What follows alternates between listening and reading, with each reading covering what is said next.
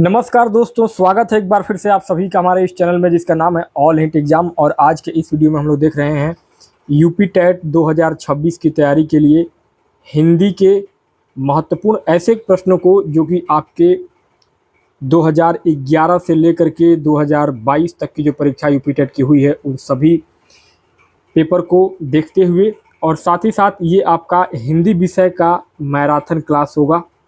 अब तक आपने बहुत सारे मैराथन क्लास देखे होंगे यूट्यूब पे, लेकिन ये हमारा मैराथन क्लास एक ऐसा मैराथन क्लास होगा जिसमें हम लोग 150 प्रश्न से ज़्यादा ऐसे प्रश्न लेकर के आए हैं जो सीधे आपके एग्ज़ाम को हिट करेगा। तो दोस्तों, मैं दावे के साथ कह सकता हूं कि अगर आप इस वीडियो को देखते हैं तो आपका यूपी टेट 2026 की जो परीक्षा होने वाली है को, उस परीक्षा में इस एकमात्र वीडियो से आपको 30 में 30 नंबर देखने को मिल जाएंगे। तो दोस्तों चलिए स्टार्ट करते हैं। बिना किसी देरी के वीडियो को स्टार्ट करने से पहले रिक्वेस्ट करूंगा कि वीडियो को शुरू से लेकर आखिरी तक जरूर देखिएगा ताकि कोई भी क्वेश्चन आपसे छूटने ना पाए। चलिए स्टार्ट करते हैं दोस्तों। पहला क्वेश्चन पूछा गया है, अभ्यागत शब्द में कौन सा उपसर्ग है? चारों ऑप्शन आपके सामने है। ऑप्शन मैं पूरा नहीं पढ़ूंगा, अगर ऑप्शन में पढ़ता हूं तो वीडियो बहुत लंबा होगा। हम लोग सीधे आंसर को देखेंगे और उसका एक्सप्लेन करते हुए चलेंगे। और ये बता दूं आपको कि ये जो वीडियो है ये आपका paper 1 primary level, paper first और पेपर सेकंड जूनियर लेवल दोनों के लिए है।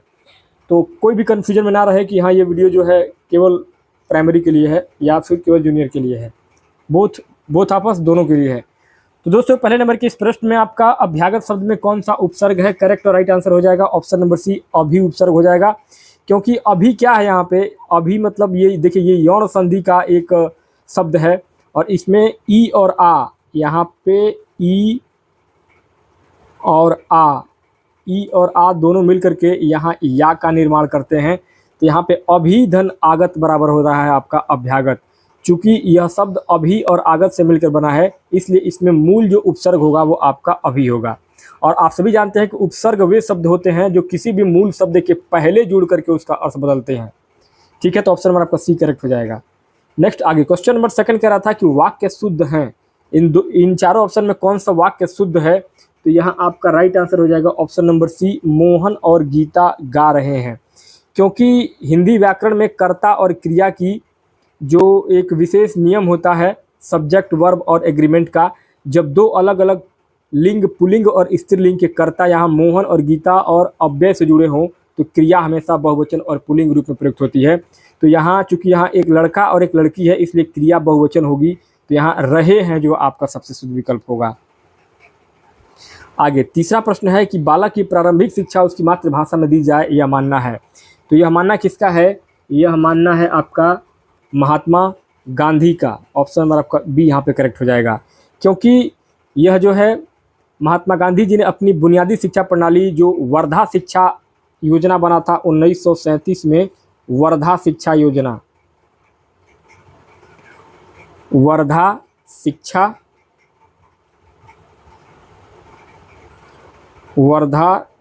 योजना जो बना था उस योजना के अंतर्गत ये आपका गांधी जी ने कहा था कि बच्चों का मानसिक और संज्ञानात्मक विकास सबसे बेहतर उनकी अपनी मातृभाषा में होता है, इसलिए विदेशी भाषा का बोझ उन पर नहीं डालना चाहिए।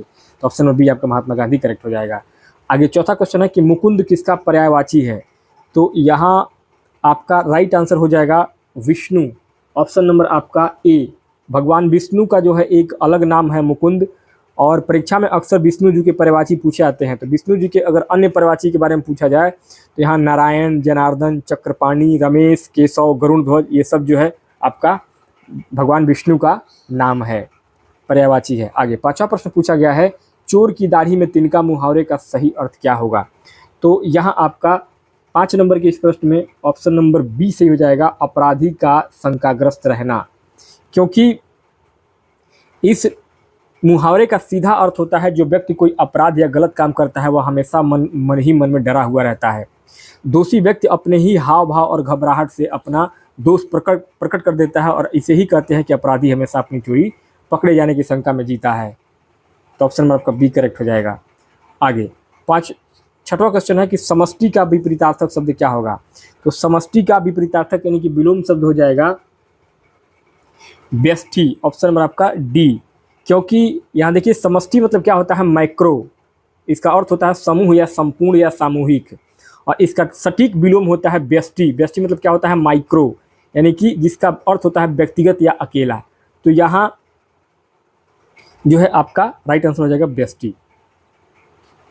7वां प्रश्न है संकर शब्द किसे कहते हैं? संकर शब्द किसे कहते हैं? तो यहाँ संकर शब्द कहते हैं दो भाषा के शब्दों से मिलकर बना हुआ शब्द संकर शब्द होता है। देखिए, संकर मतलब होता है हाइब्रिड। हाइब्रिड का अर्थ होता है मिश्रित। जब दो भिन्न भिन्न भाषाओं के शब्दों को मिलाकर के एक नया सार्थक शब्द बनाया जाता है तो उसे व्याकरण में हम संकर शब्द कहते हैं। जैसे कि रेलगाड़ी आपने सुना होगा, तो रेल ये क्या है? ये आपका अंग्रेजी का शब्द है, और गाड़ी जो है ये आपका हिंदी का शब्द है। तो ये दोनों मिला करके रेलगाड़ी बनता है, तो ये संकर शब्द है। आगे अगला 8वां प्रश्न है आपका, जो एक स्थान पर टिक कर नहीं रहता वाक्य के लिए एक शब्द कौन सा होगा? तो यहाँ आपका 8 नंबर के प्रश्न में राइट आंसर हो जाएगा ऑप्शन नंबर सी, यायावर। यायावर आपका करेक्ट आंसर हो जाएगा, क्योंकि यायावर मतलब क्या होता है? जो व्यक्ति हमेशा घूमता फिरता रहता है, घुमक्कड़ प्रवृत्ति का होता है और किसी एक स्थान पर अस्थायी रूप से नहीं बसता है, उसे यायावर कहा जाता है। और खास करके आपने सच्चिदानंद हिरानंद व सैन अज्ञे जी की प्रसिद्ध रचना अरे यायावर रहेगा याद, इसे याद रखा जा सकता है। तो यहाँ पे आपका यायावर जो है वो करेक्ट हो जाएगा। नेक्स्ट आगे 9वां क्वेश्चन है, हिंदी दिवस कब मनाया जाता है? तो हिंदी दिवस मनाया जाता है आपका हर साल 14 सितंबर को। ऑप्शन नंबर ए आपका 14 सितंबर यहाँ पे करेक्ट आंसर हो जाएगा, क्योंकि 14 सितंबर 1949 को भारत की संविधान सभा ने हिंदी यानी देवनागरी लिपि को संघ की राज्य भाषा यानी कि ऑफिशियल लैंग्वेज के रूप में स्वीकार किया था, और इसे अनुच्छेद 343 में इसका वर्णन किया गया है। आगे 10वां प्रश्न है, किस रस को रसराज कहा जाता है? तो श्रृंगार रस को रसराज कहा जाता है। ऑप्शन नंबर ए आपका करेक्ट हो जाएगा, क्योंकि श्रृंगार रस को रसों का राजा अर्थात रसराज या रसपति कहा जाता है, और ऐसा इसलिए क्योंकि इसमें मानव हृदय की सबसे व्यापक और सुखद भावना रति यानी कि प्रेम का वर्णन होता है। ठीक है, तो ऑप्शन नंबर आपका ए श्रृंगार रस करेक्ट हो जाएगा। आगे 11वां प्रश्न है, बिहारी के प्रसिद्ध हैं। बिहारी के प्रसिद्ध क्या हैं? तो बिहारी के प्रसिद्ध हैं ऑप्शन नंबर डी दोहा, क्योंकि रीतिकाल के सर्वश्रेष्ठ कवि बिहारी लाल जी ने अपने दोहा छंद के लिए पूरे साहित्य जगत में विख्यात हुए थे। उन्होंने केवल एक ही प्रमाणिक ग्रंथ लिखा था जिसका नाम था बिहारी सतसई, और इसमें लगभग 719 दोहे जो है वो संकलित किए गए थे। उसमें आपने पढ़ा होगा, सबसे उनकी महत्वपूर्ण पंक्ति थी, सतसैया के दोहरे ज्यों नावक के तीर, देखन में छोटे लगे घाव करे गंभीर। ठीक है, तो ऑप्शन नंबर आपका डी करेक्ट हो जाएगा। आगे 12वां क्वेश्चन है, जो अच्छे कुल में उत्पन्न हुआ हो इस शब्द समूह के लिए एक शब्द क्या होगा? तो इस शब्द समूह के लिए होता है आपका कुलीन। ऑप्शन नंबर ए कुलीन आपका करेक्ट हो जाएगा, क्योंकि कुल मतलब क्या होता है? वंश या परिवार। इस शब्द में इन प्रत्यय जुड़ करके कुलीन बनता है। कुल शब्द में इन प्रत्यय जुड़ करके कुलीन बनता है। जो व्यक्ति किसी उच्च श्रेष्ठ या अच्छे कुल में जन्म लेता है उसे कुलीन या अभिजात कहते हैं। ठीक है, तो ऑप्शन में आपका एक कुलीन करेक्ट हो जाएगा। आगे 13वां प्रश्न है, बीजक किसकी रचना है? सभी लोग जानते हैं बीजक किसकी रचना है। बीजक जो रचना है दोस्तों, ये है आपका कबीर जी की रचना है। बीजक जो है भक्ति काल की निर्गुण ज्ञानाश्रयी शाखा के प्रमुख संत कबीरदास जी की प्रमाणिक वाणियों का एकमात्र संकलन है। देखिए, कबीरदास जी स्वयं पढ़े लिखे नहीं थे, उनके पदों और साखियों का संकलन जो है वो बीजक नाम से उनके परम शिष्य धर्मदास ने किया था। ठीक है, और इसके 3 मुख्य भाग थे, साखी, शबद और रामायणी। आगे 14वां प्रश्न है, अष्टछाप के कवि नहीं हैं। अष्टछाप के कौन कवि नहीं हैं? तो यहाँ नहीं पूछा जा रहा है, तो आपका नाभादास करेक्ट राइट आंसर हो जाएंगे, क्योंकि अष्टछाप जो है वो वल्लभ संप्रदाय के 8 कृष्ण भक्त कवियों का समूह था। नाभादास राम भक्ति शाखा के कवि थे और उनकी प्रसिद्ध रचना भक्तमाल थी। और अष्टछाप की स्थापना 1565 में गोस्वामी विट्ठल दास ने किया था, और इसमें वल्लभाचार्य जी के 4 शिष्य कौन कौन? कुंभन दास, सूरदास, परमानंद दास और कृष्णदास, और विट्ठलनाथ जी के 4 शिष्य गोविंद स्वामी, छित स्वामी, चतुर्भुज दास और नंददास, ये 8 लोग शामिल थे। नाभादास इसमें शामिल नहीं थे क्योंकि ये राम भक्त शाखा के कवि थे। आगे 15वां प्रश्न है, उत्साह किस रस का स्थायी भाव है? तो उत्साह किसका है दोस्तों? तो यहाँ आपका 15 नंबर के प्रश्न में आप सभी जानते हैं, ऑप्शन नंबर बी वीर रस आपका करेक्ट हो जाएगा, क्योंकि उत्साह मतलब क्या होता है? वीर। यहाँ पे देखिए, जब किसी युद्ध, दान, दया या किसी अत्यंत कठिन कार्य को करने के लिए हृदय में जो जोश, उमंग या उत्साह जागृत होता है, वहाँ पे वीर रस की उत्पत्ति होती है। ठीक है, तो ऑप्शन आपका बी रेस करेक्ट हो जाएगा। आगे 16वां प्रश्न है, आदिकाल में पहेलियां लिखने वाले कवि थे। आदिकाल में पहेलियां लिखने वाले कवि थे। तो यहाँ आदिकाल में पहेलियां लिखने वाले जो कवि थे वो हो जाएगा आपका right answer option number B, Khusro. आदिकाल में पहेलियां लिखने वाले कवि थे खुसरो। देखिए, आदिकाल में पहेलियां, मुकरियां और दो सीखने और लिखने के लिए, सुनने और लिखने के लिए अमीर खुसरो पर पूरे इतिहास में सबसे ज़्यादा प्रसिद्ध हैं। देखिए, अमीर खुसरो को खड़ी बोली हिंदी का प्रथम कवि भी माना जाता है और मनोरंजन के साथ साथ ज्ञान देने के लिए उनकी पहेलियां आज भी गांव-गांव में लोकप्रिय हैं। एक थाल मोती से भरा, सबके सिर पर औंधा धरा, जैसी पहेलियां जो है वो खुसरो की ही देन थी। आगे 17वां प्रश्न है, तेरी बरछी ने बर छीने हैं, खलन के पंक्ति में कौन सा अलंकार है। तो यहाँ 17 नंबर के प्रश्न में आपका राइट आंसर हो जाएगा ऑप्शन नंबर डी, यमक अलंकार। देखिए, यमक अलंकार का नियम है कि जहाँ कोई एक शब्द एक से अधिक बार आए परंतु हर बार उसका अर्थ अलग अलग हो, तो यहाँ जो है बर शब्दी की, देखिए बर बर बर यहाँ पे आपका रिपीट हो रहा है। तो देखिए, जहाँ यमक अलंकार का नियम कहता है कि जहाँ कोई एक शब्द एक से अधिक बार आए परंतु हर बार उसका अर्थ अलग अलग हो, तो वहाँ पे आपका यमक अलंकार होता है। यहाँ पे क्या है, देखिए यह जो पंक्ति है यह महाकवि भूषण की प्रसिद्ध पंक्ति है। यहाँ पहले बर्छी का अर्थ है कि एक प्रकार का हथियार यानी शस्त्र या भाला, और दूसरे बर का अर्थ है श्रेष्ठ वीर या पति। तो कवि कहता है कि तुम्हारी बर्छी यानी कि तुम्हारी हथियार ने शत्रुओं यानी कि खलन के पतियों या वीरों यानी बर के प्राण छीन लिए हैं। ठीक है, तो यहाँ पे यमक अलंकार हो जाएगा। अगला 18वां प्रश्न है, मुदरी का तत्सम रूप क्या होगा। मुदरी का तत्सम रूप क्या होता है, मुद्रिका होता है। ऑप्शन आपका डी करेक्ट हो जाएगा, क्योंकि मुदरी हिंदी का एक तद्भव शब्द है जिसका अर्थ अंगूठी होता है। मुदरी का मतलब अंगूठी होता है और इसका शुद्ध तत्सम रूप होता है मुद्रिका। आगे 19वां प्रश्न है, निम्नलिखित में से शुद्ध वर्तनी वाला शब्द कौन सा है। तो यहाँ शुद्ध वर्तनी वाला शब्द कौन सा है, तो यहाँ हो जाएगा आपका अंतर्राष्ट्रीय। यहाँ थोड़ा सा टाइपिंग में मिस्टेक हुआ है दोस्तों, यहाँ पे आपका अंतर्राष्ट्रीय जो है ये आपका अंतर्राष्ट्रीय ये करेक्ट हो जाएगा। यहाँ पे रा पे ये वाला र रहना चाहिए। यहाँ पे देखिए, यहाँ पे ये वाला र छूट गया है, तो यही वाला जो है यहाँ पे आपका अंतर्राष्ट्रीय करेक्ट होगा, क्योंकि व्याकरणिक नियमों और संधि के अनुसार अंतर धनराष्ट्रीय शब्द में र जो है वो रेफ की ध्वनि रा से ठीक पहले आती है। ठीक है, तो यहाँ आपका अंतर्राष्ट्रीय करेक्ट हो जाएगा। आगे 20वां प्रश्न है, आनंद कादम्बनी के संपादक कौन थे। तो यहाँ आनंद कादम्बनी के संपादक थे Badri Narayan Chaudhary Premghan. Option number C. देखिए, आनंद कादम्बनी भारतेंदु युग की एक महत्वपूर्ण और प्रसिद्ध मासिक पत्रिका थी और इसके संपादक बद्री नारायण चौधरी प्रेमघन जी थे। यहाँ साथ ही साथ आपको याद रखना पड़ेगा कि यह इसका प्रकाशन जो हुआ था ये आपका 1881 में उत्तर प्रदेश के मिर्जापुर से शुरुआत हुआ था इसका, आनंद कादम्बनी का। नेक्स्ट दोस्तों, आगे क्वेश्चन नंबर 21 कह रहा है कि प्रयोजन का समानार्थी शब्द नहीं है। प्रयोजन का समानार्थी शब्द कौन सा इसमें नहीं है, तो वो हो जाएगा आपका नियोजन। ऑप्शन नंबर आपका डी, क्योंकि प्रयोजन का अर्थ होता है किसी काम को करने का कारण, उद्देश्य या लक्ष्य, इसलिए यहाँ पे इसके लिए लक्ष्य और उद्देश्य इनके समानार्थी होते हैं।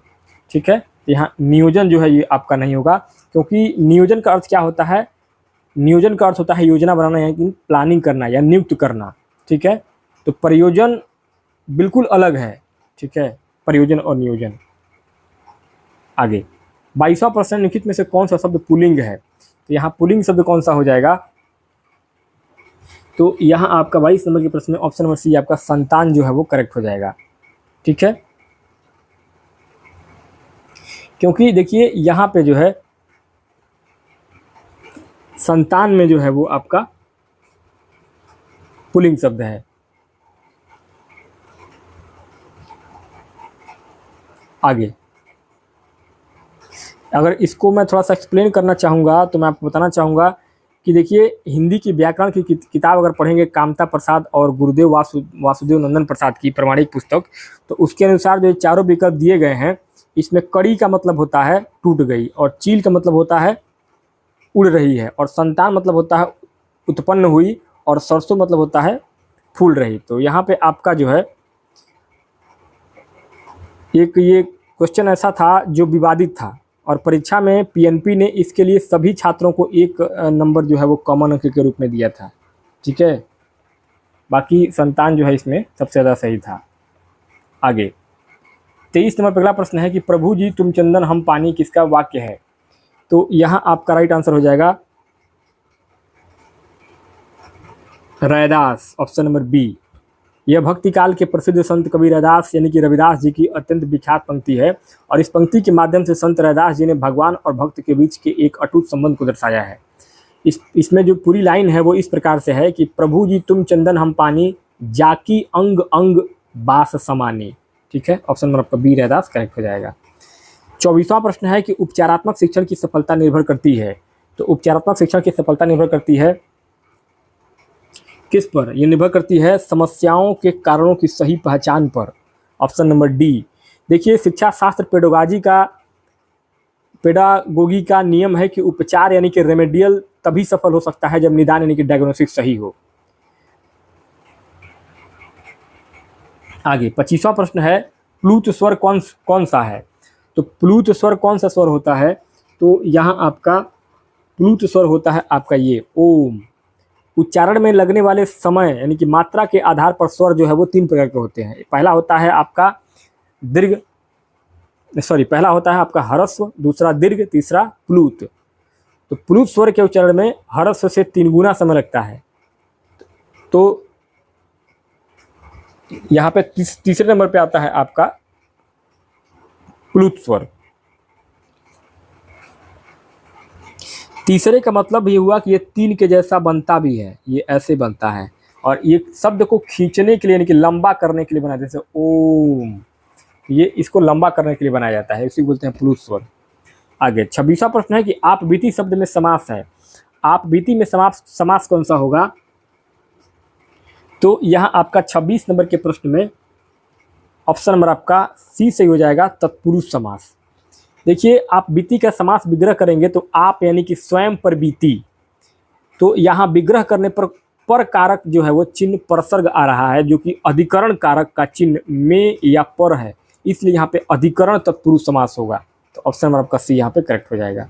आगे 27वां प्रश्न है कि मेरे लड़के ने मेरी आज्ञा का पालन नहीं किया, वाक्य में लड़के के विषय में कौन सा विकल्प अशुद्ध है? तो यहाँ अशुद्ध की बात करेंगे तो यहाँ आपका ऑप्शन नंबर डी बहुवचन जो है वो आपका अशुद्ध होगा। क्यों? क्योंकि देखिए यहाँ पे जो है मेरे लड़के से तात्पर्य एक ही बेटे से है यानी एक वचन। तो यहाँ जो है जब किसी एक वचन शब्द जैसे कि लड़का के बाद कोई कारक चिन्ह जैसे कि यहाँ ने आया है, यहाँ क्या आया है? ने आया है, तो यहाँ पे जो है लड़का के बाद कोई कारक चिन्ह जैसे कि यहाँ ने आया है लग जाता है तो वह शब्द अपना रूप बदल लेता है, लड़का से लड़के हो जाते हैं। तो यहाँ रूप परिवर्तन बहुवचन नहीं कहलाता है बल्कि इसे तिर्यक रूप यानी कि ऑब्लिक फॉर्म कहते हैं। तो यहाँ लड़के एक वचन कर्ता और पुल्लिंग है लेकिन बहुवचन जो है वो क्या हो जाएगा? आपका अशुद्ध हो जाएगा। आगे 28वां प्रश्न है कपटी मित्र के लिए सही मुहावरा क्या होगा? तो कपटी मित्र के लिए सही मुहावरा क्या होता है? होता है आपका आस्तीन का सांप, क्योंकि आस्तीन का सांप मुहावरे का अर्थ होता है ऐसा व्यक्ति जो मित्र बन करके धोखा दे या छिप कर वार करे, उसको कपटी मित्र कहते हैं। आगे 29वां प्रश्न है इत्यादि शब्द में कौन सी संधि है? इत्यादि में संधि कौन सी है? तो यौन संधि है, क्योंकि यहाँ इति धन आदि यण संधि का नियम जो है वो इकोण यची, यण संधि का सूत्र क्या होता है?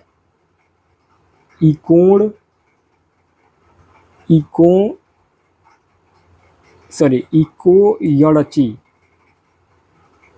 यणची।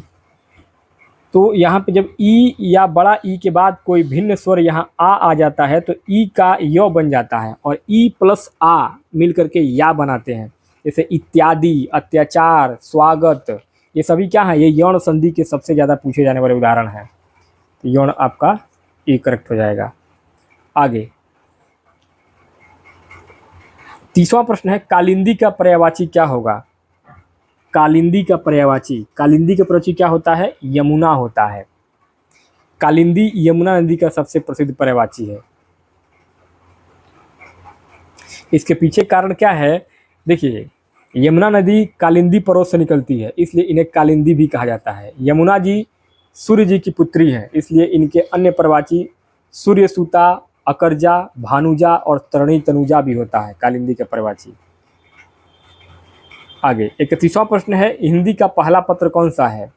हिंदी का पहला पत्र है आपका उदंत मार्तंड, ऑप्शन नंबर ए।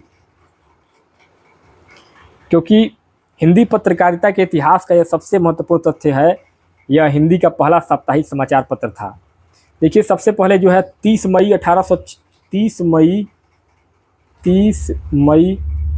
1826 को इसका प्रकाशित हुआ था, इसलिए 30 मई को हिंदी पत्रकारिता दिवस भी मनाते हैं। और इसके संपादक थे पंडित जुगल किशोर शुक्ल, और यह कलकत्ता यानी कोलकाता से निकलता था उदंत मार्तंड। आगे 32वां प्रश्न है, हिंदी के शब्दों का लिंग निर्धारण किसके आधार पर होता है? तो ये होता है आपका संज्ञा के आधार पर, ऑप्शन नंबर आपका बी यहाँ पे करेक्ट हो जाएगा। क्योंकि हिंदी व्याकरण में लिंग विकारी शब्दों यानी कि संज्ञा का वह गुण है जो यह बताता है कि वस्तु या प्राणी पुरुष जाति का है या स्त्री जाति का। और खास करके कामता प्रसाद गुरु जी के अनुसार लिंग संज्ञा का वह रूप है। ठीक है, ऑप्शन नंबर आपका बी करेक्ट हो जाएगा। 33वां प्रश्न है, कवि का स्त्रीलिंग क्या है? कवि का स्त्रीलिंग क्या होता है? कवित्री होता है, ऑप्शन नंबर आपका सी करेक्ट हो जाएगा। क्योंकि यहाँ जो है वर्तनी शुद्धि का सदाबहार प्रश्न है जो लगभग हर परीक्षा में आता है। तो यहाँ पे मूल शब्द जो है वो आपका कवि होता है, लेकिन स्त्रीलिंग बनाते समय क धन इत्री, क व धन यित्री बराबर होता है आपका कवित्री। तो यहाँ आपका ऑप्शन नंबर सी सही हो जाएगा। आगे 34वां प्रश्न है, कान का कच्चा होने का अर्थ है? कान का कच्चा होने का अर्थ क्या होता है? सुनी हुई बातों पर विश्वास कर लेना। मतलब कि कान का कच्चा एक मुहावरा है जिसका प्रयोग उस व्यक्ति के लिए होता है जो दूसरी की कही सुनी बातों यानी अफवाहों पर बिना जांचे परखे तुरंत विश्वास कर लेता है। आगे 35वां प्रश्न है, प्रागैतिहासिक में किस उपसर्ग का प्रयोग हुआ है? तो यहाँ आपका ऑप्शन नंबर सी से हो जाएगा प्राक, क्योंकि यह शब्द जो है वो व्यंजन संधि से बना है और इसका विच्छेद जब होगा तो प्राक धन ऐतिहासिक क्या होगा? प्राक धन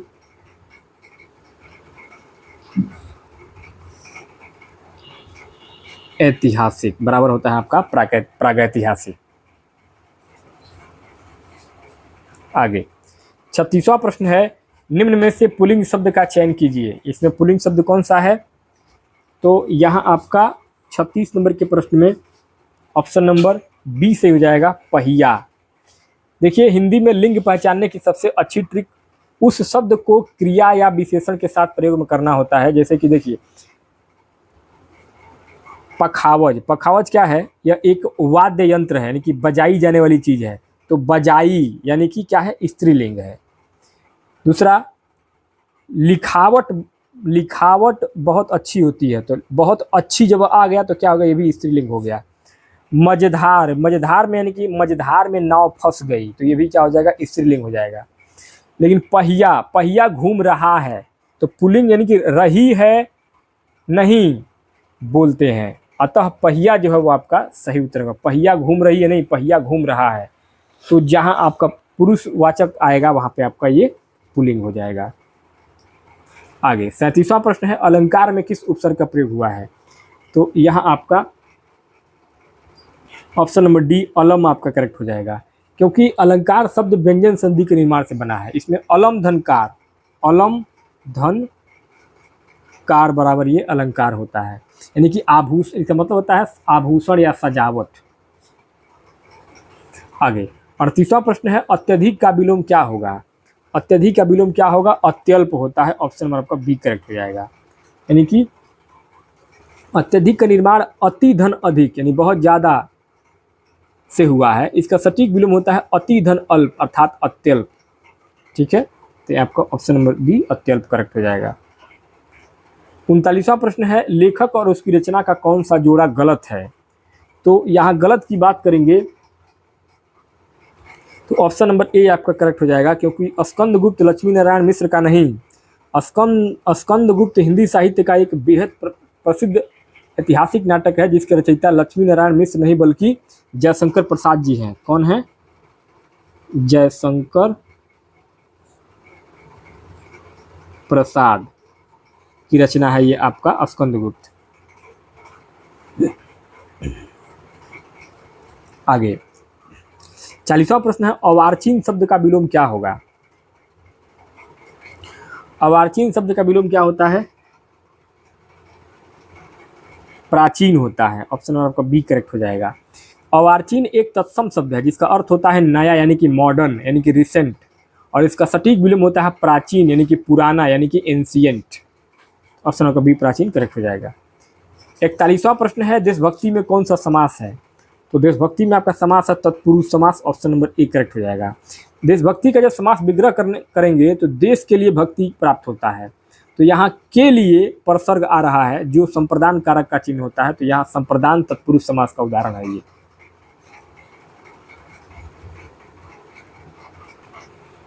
नेक्स्ट दोस्तों आगे क्वेश्चन नंबर 42 है, निमिष शब्द का पर्यायवाची क्या होगा। निमिष शब्द का पर्यायवाची तो यहां हो जाएगा आपका ऑप्शन नंबर डी, क्षण।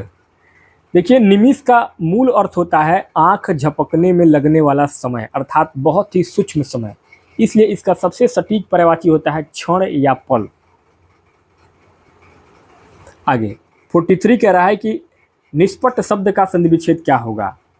तो यहां आपका ऑप्शन नंबर ए करेक्ट हो जाएगा। निह धन कपट बराबर निष्कपट। देखिए यह विसर्ग संधि का एक बहुत ही महत्वपूर्ण और बार बार पूछा जाने वाला उदाहरण है। तो यहाँ विसर्ग संधि का नियम अगर आपको मालूम है तो आप सभी जानते हैं, विसर्ग मतलब होता है ये जो चिन्ह होता है ये विसर्ग संधि का चिन्ह होता है।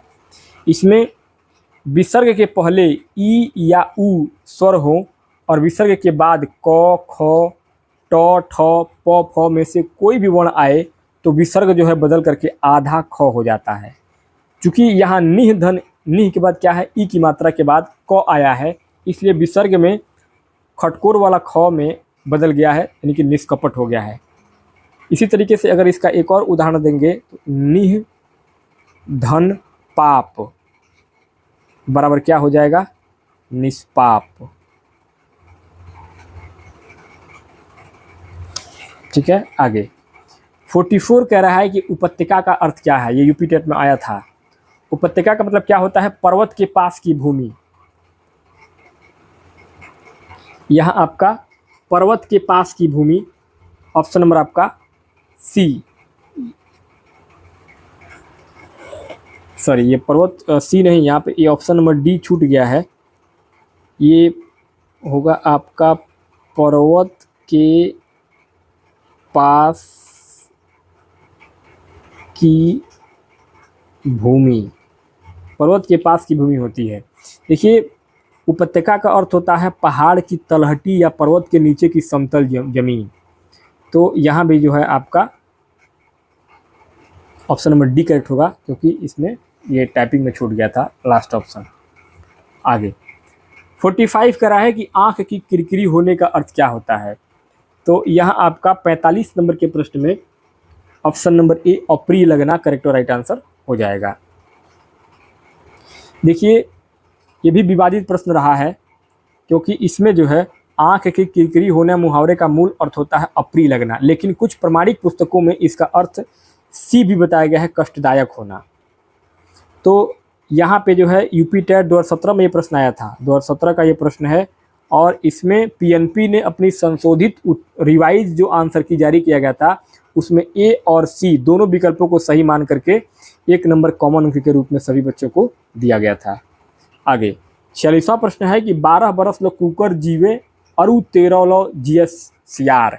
यह पंक्ति सरयार नहीं सियार है, ये सियार। यह पंक्ति किसकी है। तो यह जो पंक्ति है यह आपका जगनीक की पंक्ति है। जगनीक की। और यह वीर रस से ओतप्रोत पंक्ति है, आदिकाल के प्रसिद्ध कवि जगनीक के द्वारा रचित परमाल रासों से लिया गया है। ये आपका जो पंक्ति है वो परमाल रासों से लिया गया है, जो जगनीक ने लिखा था आला खंड में।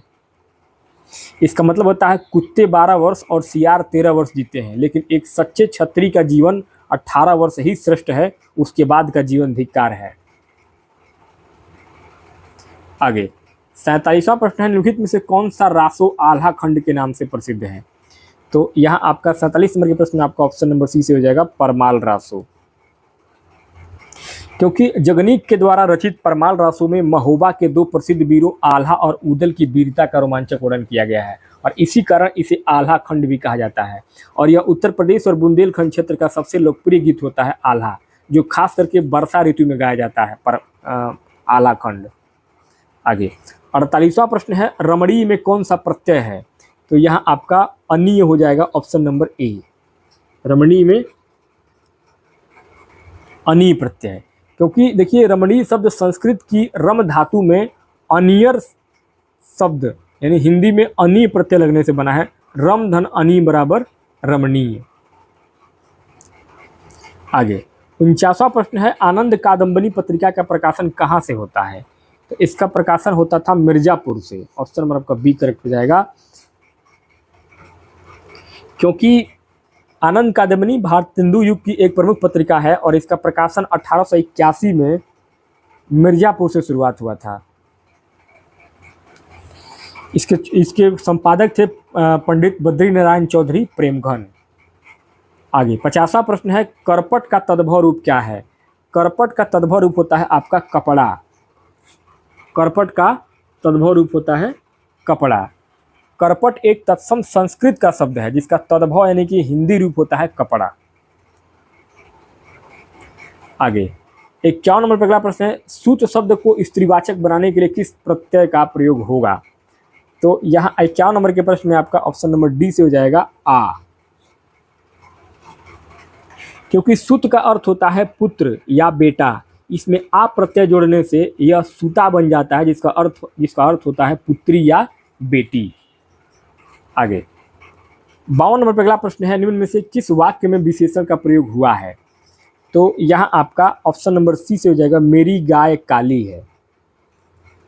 क्योंकि विशेषण वे शब्द होते हैं जो किसी संज्ञा या सर्वनाम की विशेषता जैसे कि गुण, रंग या आकार आदि बताते हैं। तो यहाँ इस वाक्य में काली शब्द जो है वो गाय यानी कि संज्ञा की विशेषता, रंग यानी बता रही है। तो यहाँ काली एक गुणवाचक विशेषण है, तो यहाँ पे आपका ऑप्शन नंबर सी करेक्ट हो जाएगा। आगे 53 नंबर अगला प्रश्न है, शोक किस रस का स्थायी भाव है? तो शोक जो है वो आपका करुण रस का स्थायी भाव है। ऑप्शन नंबर आपका बी से हो जाएगा। देखिए जब किसी प्रिय व्यक्ति के बिछड़ने या उसकी मृत्यु या किसी बड़ी हानि के कारण हृदय में जो दुख उत्पन्न होता है वह शोक कहलाता है, और यही शोक जो है वो करुण रस का अस्थायी भाव होता है। ऑप्शन नंबर आपका बी करेक्ट हो जाएगा। आगे 54 नंबर अगला प्रश्न है, जो वाणी द्वारा व्यक्त न किया जा सके उसके लिए एक शब्द क्या होगा? तो ये होता है आपका अनिर्वचनीय। मतलब कि जिस बात या अनुभूति को शब्दों यानी वाणी के माध्यम से कहा या समझाया न जा सके यानी कि इनडिस्क्राइबल, उसे हम अनिर्वचनीय कहते हैं। आगे 55 नंबर पर अगला प्रश्न है, श्रृंगार रस का स्थायी भाव क्या होगा? तो श्रृंगार का स्थायी भाव होता है आपका रति। रति का मतलब होता है प्रेम।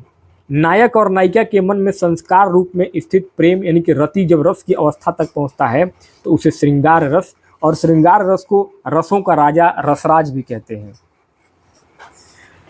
आगे 56 नंबर अगला प्रश्न है, परमाल रासो किसके द्वारा रचित है? तो जगनीक के द्वारा परमाल रासो लिखा गया था। ये बहुत इंपॉर्टेंट है परमाल रासो, कई बार आपका यूपी टेट में आया हुआ है ये। आगे 57 कह रहा था कि रिजु का विलोम शब्द क्या होगा? रिजु का विलोम होता है आपका वक्र। ऑप्शन नंबर आपका डी से हो जाएगा, क्योंकि रिजु का अर्थ होता है सीधा या सरल यानी कि स्ट्रेट, और इसका विलोम होता है वक्र यानी कि टेढ़ा, कर्व। आगे 58 कह रहा था कि रहीमन पानी राखिए बिन पानी सब सून, पानी गए न उबरे मोती मानस चून। उपरोक्त दोहे में कौन सा अलंकार है? बहुत प्रसिद्ध ये लाइन है, कई बार परीक्षा में आया हुआ है। यहाँ आपका ऑप्शन नंबर सी श्लेष अलंकार करेक्ट हो जाएगा, क्योंकि श्लेष का अर्थ होता है चिपका हुआ, जहाँ कोई शब्द एक ही बार प्रयोग हो लेकिन उसके अर्थ एक से अधिक हो, तो प्रसंग के अनुसार यहाँ अलग अलग निकल रहे हैं, वहाँ श्लेष अलंकार होता है। तो यहाँ देखिए दूसरी पंक्ति में पानी शब्द के 3 अर्थ चिपके हुए हैं। जैसे मोती के संदर्भ में पानी का अर्थ है चमक, और मानस के संदर्भ में है मनुष्य। मनुष्य के संदर्भ में यानी कि मनुष्य के संदर्भ में पानी का अर्थ होता है सम्मान या इज्जत, और चून मतलब आटा या चूना, तो इसके संदर्भ में पानी का अर्थ होता है साधारण जल। आगे 59वां अगला प्रश्न है, निम्नलिखित में से कौन सा शब्द देशज है? तो देशज जो है वो हो जाएगा आपका धड़ाम, ऑप्शन नंबर आपका बी धड़ाम। देखिए देशज शब्द वे होते हैं जिनकी उत्पत्ति का कोई व्याकरणिक स्रोत नहीं होता है, बल्कि वे स्थानीय बोलियों से या ध्वनियों के अनुकरण यानी आवाज से आवश्यकता अनुसार अपने आप बना लिए जाते हैं या गढ़ लिए जाते हैं। आगे 60 नंबर पर अगला प्रश्न है, इंद्रियों को जीतने वाले के लिए एक शब्द क्या होता है? तो इंद्रियों को जीतने वाले के लिए एक शब्द होता है जितेंद्रिय, क्योंकि जिसने अपनी सभी इंद्रियों यानी कि सेंस, जैसे आँख, कान, नाक, जीभ, त्वचा, ये 5 हमारे जो है इंद्रिय होते हैं, सेंस होते हैं, इन पर विजय प्राप्त कर लिया हो या उन्हें अपने वश में कर लिया हो तो उसे हम जितेंद्रिय कहते हैं, यानी कि अपने इंद्रियों पर वश कर लिया हो। आगे 61वां अगला प्रश्न है, कार्य के आरंभ में ही विघ्न पड़ना किस मुहावरे का अर्थ है? इसका मतलब होता है सिर मुड़ाते ही ओले पड़ना, ऑप्शन नंबर आपका सी से हो जाएगा, सिर मुड़ाते ही ओले पड़ना। जब कोई व्यक्ति कोई नया काम शुरू करे और शुरुआत में ही कोई भारी संकट या रुकावट आ जाए तो उसके लिए यह सटीक मुहावरा प्रयोग होता है कि सिर मुड़ाते ही ओले पड़ना। आगे अगला 62 है, घ का उच्चारण स्थान कौन सा होगा? क ख ग घ आपने पढ़ा होगा, तो ये जो उच्चारण स्थान है इसका कंठ होता है, कंठ। क्योंकि देखिए संस्कृत के प्रमाणिक सूत्र, एक सूत्र होता है इसका अकुह विसर्जनियान कंठः। इसके अनुसार अ, आ और क वर्ग में क्या आता है? क ख ग घ अंग और ह और विसर्ग, ये सभी जो है इनका उच्चारण जो है वो कंठ यानी कि गले से होता है। तो ऑप्शन नंबर बी यहाँ पे करेक्ट हो जाएगा। देखिए क वर्ग पूरा जो है, क वर्ग ये पूरा आपका कंठ से बोला जाता है। इसके 5 जो ध्वनियाँ हैं क ख ग घ अंग। आगे 63 कह रहा है कि तुलसीदास किसकी कविता है? तो तुलसीदास जो कविता है ये पंडित सूर्यकांत त्रिपाठी निराला की कविता है।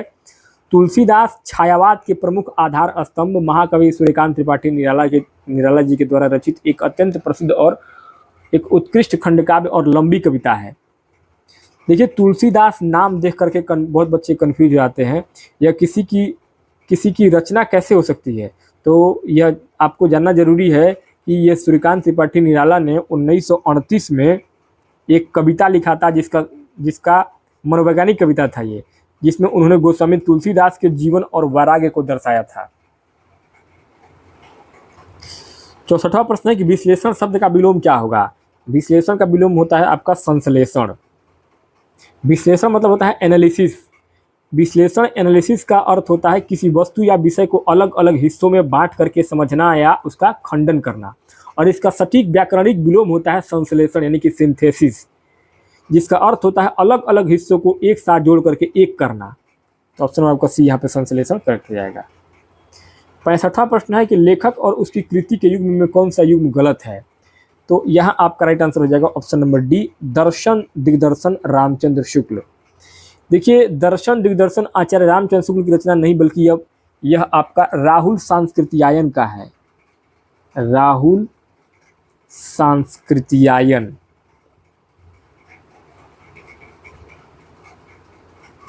राहुल सांस्कृत्यायन का ये रचना है। तो यहाँ आपका यही जोड़ा जो है आपका गलत होगा। आगे 66 कह रहा था कि मुझसे उठा नहीं गया वाक्य में कौन सा भाव होगा? तो यह है आपका भाववाच्य, ऑप्शन नंबर सी। देखिए जिस वाक्य में न कर्ता की प्रधानता हो न कर्म की, बल्कि क्रिया का भाव प्रधान हो, वहाँ भाववाच्य होता है।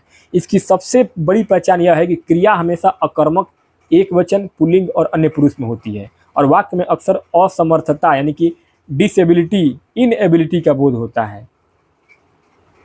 जैसे कि मुझसे चला नहीं जाता, उससे सोया नहीं जाता, मुझसे उठा नहीं गया, जहाँ असमर्थता जताई जाए। 67 कह रहा है कि 4 गज मलमल में कौन सा विश्लेषण है। तो यहाँ आपका परिमाण बोधक ऑप्शन नंबर आपका सी सही हो जाएगा।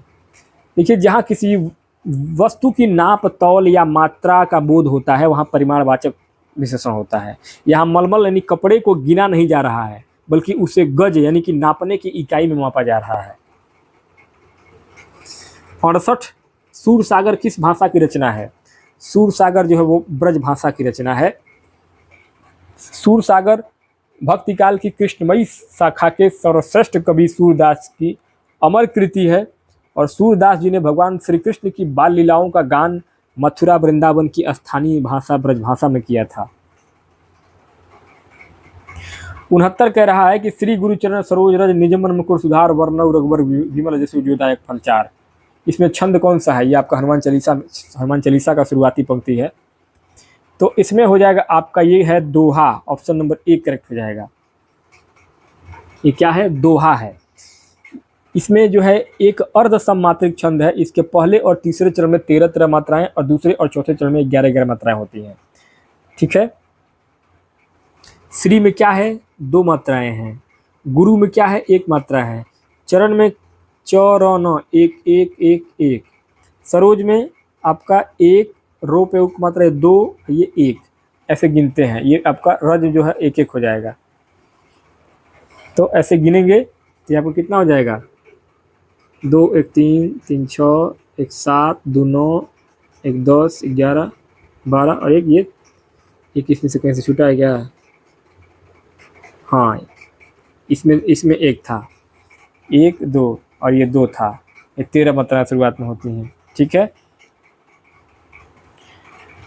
आगे 70 में अगला प्रश्न है, शब्द का अर्थ स्पष्ट करने हेतु कौन सा तरीका सर्वाधिक उपयुक्त होगा। तो यहाँ आपका हो जाएगा वाक्य प्रयोग, ऑप्शन नंबर ए आपका करेक्ट हो जाएगा। क्योंकि शिक्षा शास्त्र यानी कि पेडागोजी के अनुसार किसी भी नए या कठिन शब्द का वास्तविक अर्थ बच्चा तब सबसे बेहतर समझता है जब उस शब्द को किसी सार्थक वाक्य में प्रयोग करके दिखाया जाए। केवल अर्थ रटाने से बच्चा शब्द भूल सकता है, लेकिन जब हम कहते हैं कि जलज का अर्थ कमल है और वाक्य बनाते हैं कि तालाब में जलज खिल रहे हैं, तो अर्थ अस्थायी हो जाता है और बच्चे को संदर्भ भी समझ में आ जाता है। तो वाक्य प्रयोग करके समझाना बहुत बेहतर होता है। आगे 71 कह रहा है कि हिंदी गद्य शिक्षण की पाठ्य योजना में उद्देश्य कथन आता है। तो ये क्या आता है, आपका ऑप्शन नंबर बी से हो जाएगा, प्रस्तावना प्रश्न के पश्चात। देखिए यहाँ पे जो है यह आपका बीएड में आता है। बीएड या डीएलएड अगर आप करते हैं तो इसकी हार्वर्ड की पंचपदी पाठ्य योजना लेसन प्लान से लिया गया प्रश्न है। एक शिक्षक जब क्लास में जाता है तो सबसे पहले पूर्व ज्ञान जांचने के लिए प्रस्तावना यानी कि इंट्रोडक्शन क्वेश्चन पूछता है। जब समस्यात्मक प्रश्न आता है तब वह उद्देश्य कथन यानी कि स्टेटमेंट ऑफ एम बोलता है कि आज हम इस विषय का अध्ययन करेंगे। ठीक है। तो सबसे पहले आपका प्रस्तावना, फिर उद्देश्य, फिर प्रस्तुतिकरण, फिर बोध और लास्ट में मूल्यांकन। ये बीएड में आप पढ़ेंगे तो आपको समझ में आएगा। 72 कह रहा है कि सहज शब्द क्या है। सहज शब्द क्या है, ये आपका आगत शब्द है। क्या है, आगत शब्द है। सहज मतलब हनी होता है। मूल रूप से अरबी या फारसी भाषा का शब्द है ये, जो हिंदी में ज्यों का त्यों अपना लिया गया है।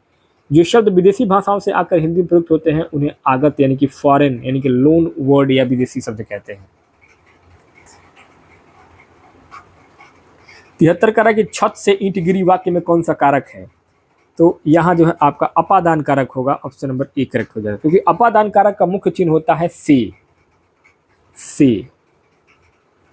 जिसका प्रयोग अलगाव यानी कि सेपरेशन, डरने या तुलना करने के अर्थ में होता है।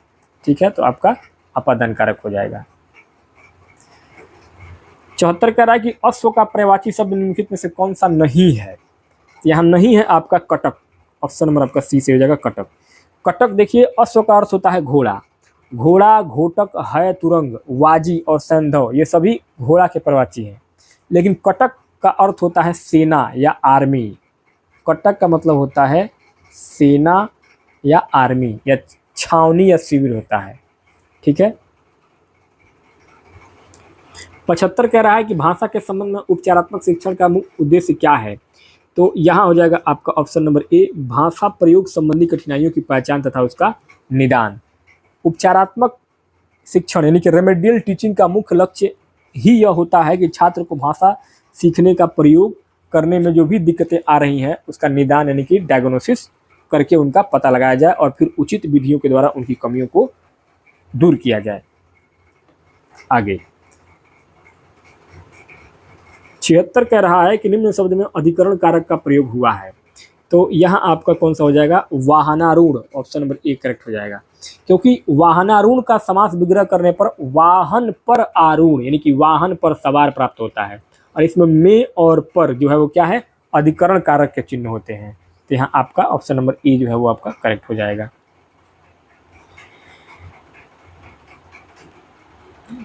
नेक्स्ट आगे 77 कह रहा है कि को से किस कारक चिन्ह का बोध होता है। तो यहाँ जो है आपका राइट आंसर हो जाएगा ऑप्शन नंबर ए, कर्म कारक। देखिए हिंदी के कारक चिन्हों में विभक्तियों में कर्ता का चिन्ह ने और कर्म का चिन्ह को होता है। तो यहाँ आपका को जो है वो आपका कर्म कारक में आता है। 78 कह रहा है कि पापी में कौन सा विशेषण है। तो पापी में विशेषण है आपका गुणवाचक विशेषण। क्यों, देखिए जो शब्द किसी संज्ञा या सर्वनाम के गुण, दोष, रंग, रूप, आकार या स्वभाव का बोध कराते हैं उन्हें गुणवाचक विशेषण कहते हैं। पापी होना क्या है, एक स्वभाव या दोष है। आगे 79 कह रहा है कि भूषण किस काल के कवि हैं। तो भूषण जो है वो आपका रीतिकाल के कवि हैं। महाकवि भूषण रीतिकाल के अत्यंत प्रसिद्ध कवि थे। रीतिकाल में ज़्यादातर कवियों में जैसे कि बिहारी, घनानंद, ये लोग श्रृंगार रस यानी कि प्रेम में की रचनाएं रचते थे, लेकिन भूषण जो है वो पूरे रीतिकाल के एकमात्र ऐसे प्रमुख कवि थे जिन्होंने वीर रस में रचनाएं किया था। इन्होंने छत्रपति शिवाजी महाराज और छत्रसाल की वीरता का शानदार वर्णन अपने शिवराज भूषण और शिवा बावनी में किया था। भूषण की जो रचना थी शिवराज बावनी और शिवराज भूषण और शिवा बावनी, छत्रपति शिवाजी की इन्होंने छत्रसाल की और छत्रपति शिवाजी की रचना रची थे भूषण जी। 80 ट वर्ग में किस प्रकार के व्यंजन है। तो ट वर्ग में जो है आपका मूर्धन्य है। क्या है, मूर्धन्य। देखिए संस्कृत के प्रमाणिक जो सूत्र है आपका, प्रमाणिक सूत्र है संस्कृत का आपका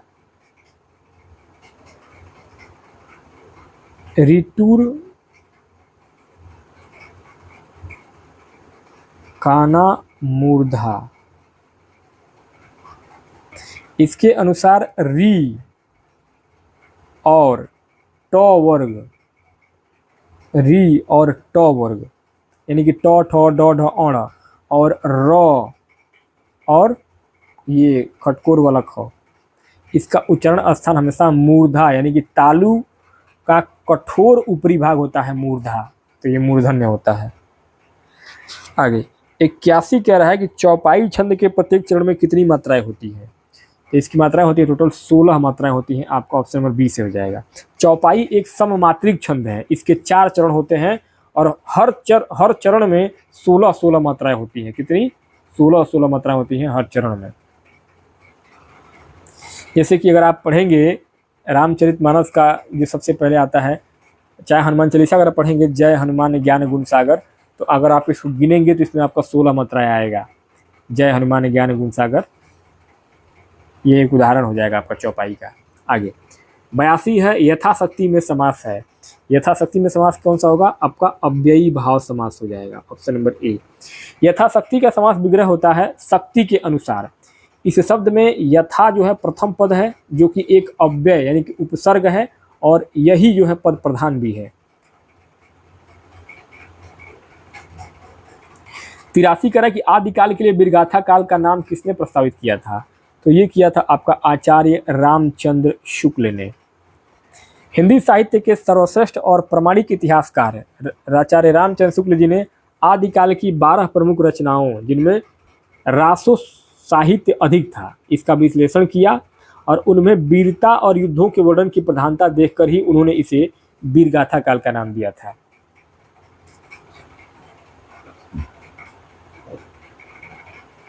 चौरासी आप भला तो जग भला वाक्य में सर्वनाम की किस भेद का बोध होता है। ये हो जाएगा आपका निजवाचक सर्वनाम, ऑप्शन नंबर आपका बी करेक्ट हो जाएगा। निज का अर्थ होता है स्वयं या अपना, और इस लोकोक्ति का अर्थ है यदि मैं खुद यानी कि स्वयं अच्छा हूँ तो मेरे लिए पूरी दुनिया अच्छी है। क्योंकि यहाँ आप शब्द का प्रयोग कर्ता ने अपने स्वयं सेल्फ के लिए किया है, इसलिए क्या हो जाएगा, निजवाचक सर्वनाम हो जाएगा। 85 कह रहा है तुलसीदास के रचनाकार कौन है। ये क्वेश्चन रिपीट हो रहा है, सूर्यकांत त्रिपाठी निराला है। 1929 में जो है वो छायावाद के प्रमुख कवि निराला जी की रचना है ये। 86 कह रहा है निम्न में से किसी शब्द की वर्तनी सही है। तो यहाँ वर्तनी जो सही है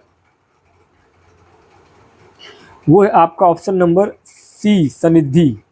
देखिए सनिधि का अर्थ होता है समीप या निकट। व्याकरण और व्यंजन संधि के निर्माण के अनुसार यह हो जाएगा, इसको जो हम लिखेंगे तो यह हो जाएगा आपका सम धन निधि बराबर ये हो जाएगा सन्निधि। आगे 87 कह रहा है कि उच्चारण स्थान की दृष्टि से कौन सा विकल्प शुद्ध है। तो यहाँ हो जाएगा आपका ए, सदंत्य। देखिए क्योंकि संस्कृत का एक सूत्र होता है आपका लृ तू साना दंता। इस सूत्र के अनुसार पूरा तो वर्ग पूरा और ल और स इन सबका जो उच्चारण स्थान होता है वो आपका दंत होता है। यानी कि तो वर्ग पूरा, तो थ द ध न और ल और स ये सब आपका जो है वो दंत से इसका उच्चारण होता है। आगे 88 कह रहा है कि निम्नलिखित में से कौन सा कथन अशुद्ध है, यानी गलत है। तो यहाँ अशुद्ध हो जाएगा आपका ऑप्शन नंबर बी, 2 महाप्राण व्यंजनों का उच्चारण एक साथ हो सकता है। नहीं, देखिए यह कथन ध्वनि विज्ञान के अनुसार पूरी तरीके से गलत यानी कि अशुद्ध है। महाप्राण वे व्यंजन होते हैं जिन्हें बोलने में मुंह से अधिक हवा यानी कि प्राण वायु निकलती है। जैसे कि ख अगर शब्द आप बोलेंगे घ या छाता वाला छ या झ, तो नियम है कि 2 महाप्राण व्यंजन कभी भी आधे और पूरे रूप में एक साथ द्वित्व होकर नहीं बोले जा सकते हैं। उनसे पहले हमेशा एक अल्प प्राण लगाना पड़ता है। ऑप्शन आपका बी यहाँ पे करेक्ट हो जाएगा। 89 है पुनर्जन्म का संधि विच्छेद क्या होगा। ये हो जाएगा आपका पुनः धन जन्म बराबर पुनर्जन्म। ऑप्शन नंबर आपका सी से हो जाएगा। यह विसर्ग संधि का उदाहरण है, यहाँ पे आपका विसर्ग संधि का ये उदाहरण है। आगे 90 कह रहा है कि महावीर प्रसाद द्विवेदी ने आदिकाल को क्या संज्ञा दी है। तो महावीर प्रसाद द्विवेदी इसको कहा है बीजवपन काल। बीजवपन काल कहा है, क्या कहा है, बीजवपन काल। क्योंकि देखिए सरस्वती पत्रिका के यशस्वी संपादक आचार्य महावीर प्रसाद द्विवेदी ने आदिकाल को बीजवपन काल कहा था, जिसका अर्थ है बीज बोने का समय। उनका मानना था कि हिंदी साहित्य की सभी विधाओं के बीज इसी काल में बोले गए थे। तो यहाँ आपका ऑप्शन नंबर डी बीजोपन काल करेक्ट हो जाएगा। 91 कह रहा है कि दशरथ सूत तिहुलोक बखाना राम नाम का मरम है आना, इस किस रचनाकार की पंक्तियां हैं। तो यह पंक्ति है कबीर जी की। ऑप्शन नंबर आपका बी करेक्ट हो जाएंगे। यह जो पंक्ति है हिंदी साहित्य की सबसे ट्रिकी और फंसाने वाली पंक्तियों में से एक है, जो कि निर्गुण संत कबीरदास जी की है। यहाँ पे देखिए दशरथ और राम नाम देखकर 90% छात्र परीक्षा में तुलसीदास पर टिक कर देते हैं, लेकिन यहाँ कबीरदास जी कह रहे हैं कि दशरथ के पुत्र सगुण राम को तीनों लोग जानते हैं, लेकिन मेरे निर्गुण राम का रहस्य मरम इसी से बिल्कुल अलग है। तो यहाँ क्या होगा, कबीर होगा। आगे 92 प्रेम सागर किसकी रचना है। प्रेम सागर जो रचना है ये लल्लू लाल जी की है। किसकी है, लल्लू लाल जी की रचना है प्रेम सागर। प्रेम सागर खड़ी बोली गद्य के आरंभिक 4 उन्नायकों में से एक फोर्ट विलियम कॉलेज के भाषा मुंशी लल्लू लाल जी की सर्वाधिक प्रसिद्ध रचना है और यह श्रीमद् भागवत पुराण के 10वें स्कंद का हिंदी अनुवाद है प्रेम सागर। आगे 93 कह रहा है कि दिए हुए शब्दों में भिन्न अर्थ वाला शब्द कौन सा है। तो यह आपका भार्या। भार्या मतलब क्या, देखिए आत्मजा, नंदिनी और कन्या, इन तीनों ही शब्दों का अर्थ पुत्री या बेटी यानी कि डॉटर होता है, जबकि भार्या का अर्थ होता है पत्नी या वाइफ। तो भार्या का अर्थ जो है बाकी तीनों से भिन्न है, तो ऑप्शन नंबर आपका सी यहाँ पे करेक्ट हो जाएगा। ये भार्या मतलब क्या होता है आपका, आपकी पत्नी या वाइफ। 94 कह रहा है कि वैदेही वनवास किसकी रचना है, तो वैदेही वनवास अयोध्या सिंह उपाध्याय हरिऔध की रचना है, जो कि 1940 में खड़ी बोली के प्रमुख कवि अयोध्या सिंह उपाध्याय हरिऔध जी के प्रसिद्ध प्रबंध काव्य है। वैदेही माता सीता का नाम है, विदेह राज की पुत्री होने के कारण इनको वैदेही कहा गया है। और इस काव्य में श्री राम के द्वारा सीता के परित्याग यानी कि वनवास की कथा को बताया गया है वैदेही वनवास में। आगे 95 कह रहा है कि निम्न में से संयुक्त व्यंजन कौन सा नहीं है, तो नहीं है वो है आपका य, ऑप्शन नंबर आपका बी। देखिए हिंदी वर्णमाला में मुख्य रूप से 4 संयुक्त व्यंजन होते हैं जो 2 अलग अलग व्यंजनों के योग से बनते हैं, जैसे कि आपका ये छतरी वाला छ, ये त्र, ये ज्ञ, और एक है आपका ये स्र। जबकि य क्या है, य एक अंत्यस्थ व्यंजन है, य र ल व, ये क्या है आपका अंत्यस्थ व्यंजन है। आगे 96 कह रहा है कि मृत्युंजय पद में कौन सा समास है, मृत्युंजय में कौन सा समास है, तो बहुब्रीहि समास है, ऑप्शन नंबर ए आपका करेक्ट हो जाएगा बहुब्रीहि। मृत्युंजय का समास विग्रह होता है मृत्यु को जीतने वाला अर्थात भगवान शिव। नियम है कि जहां दोनों पद मिलकर अपना सामान्य अर्थ छोड़ दें और किसी विशेष तीसरे अर्थ यानी भगवान शिव की ओर संकेत करें, वहां बहुब्रीहि समास होता है। देखिए आपको एक ट्रिक बता रहे हैं बहुब्रीहि समास का, जहां भी पर्यायवाची शब्द या देवी देवताओं के विशेष नाम आए जैसे कि नीलकंठ, दशानन, चक्रपाणी, लंबोदर, मृत्युंजय, वहां आपको आंख बंद करके बहुब्रीहि समास लगा देना है। ठीक है, पर्यायवाची जहां दिखे मतलब कि क्या है बहुब्रीहि समास है। नेक्स्ट आगे है आपका 97 गोधूम शब्द का तद्भव क्या होगा। गोधूम का तद्भव होता है आपका गेहूं, ऑप्शन नंबर ए करेक्ट हो जाएगा। गोधूम संस्कृत भाषा का एक शुद्ध तत्सम शब्द है। जब यह शब्द समय के साथ हिंदी में परिवर्तित हुआ तो इसका तद्भव रूप गेहूं बन गया। आगे 98 कह रहा है कि श ध्वनि का उच्चारण स्थान क्या होगा, तो इसका स्थान होता है तालु। देखिए इसमें सूत्र इसका भी यही लगता है, इसका सूत्र है संस्कृत में इचु यसाना तालु।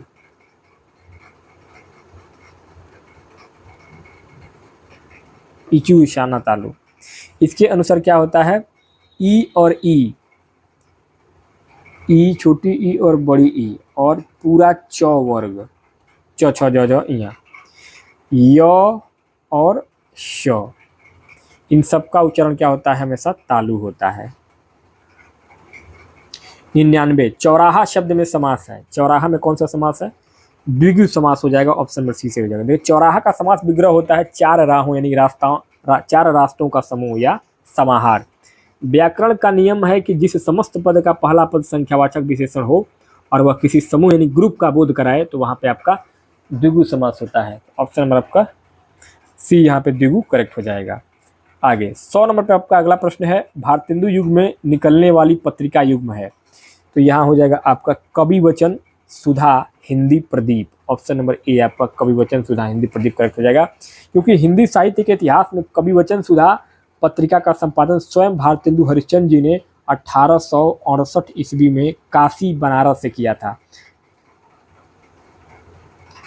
वहीं आपका हिंदी प्रदीप जो है इसका संपादन भारतेंदु मंडल के प्रमुख रचनाकार बालकृष्ण भट्ट ने किया था 1877 में। कब, 1877 में किया था, प्रयागराज से इलाहाबाद से। तो यही जोड़ा जो है आपका बिल्कुल करेक्ट होगा। आगे 101 नंबर पर अगला प्रश्न है कि इन शब्दों में से कौन सा शब्द हिंदी शब्दकोश में सबसे अंत में आएगा, तो सबसे अंत में आपका आता है क्लीव।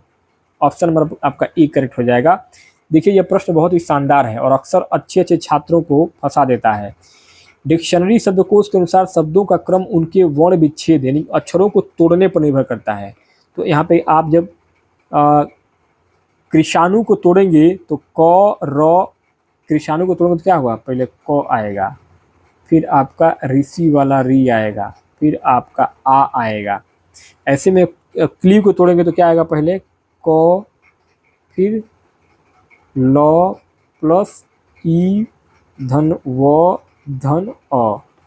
तो ये आपका सभी शब्दों का पहला अक्षर क यानी आधा क है, और दूसरा अक्षर देखेंगे तो पहले दो शब्दों में री आया है,